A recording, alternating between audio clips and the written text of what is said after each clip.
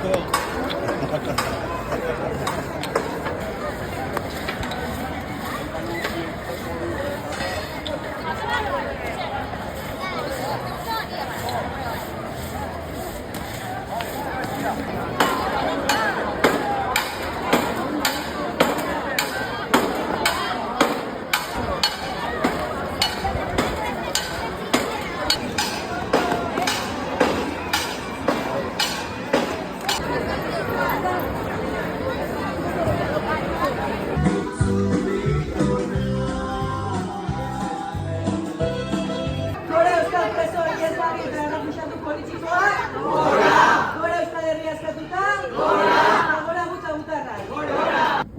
Topa bat egingo dugu, behingoz lortzen dugunean,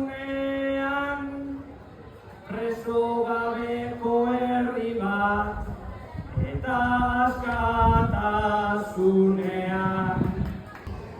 Argi itzagun auzo eta herrietako kaleak konponbidearen alde.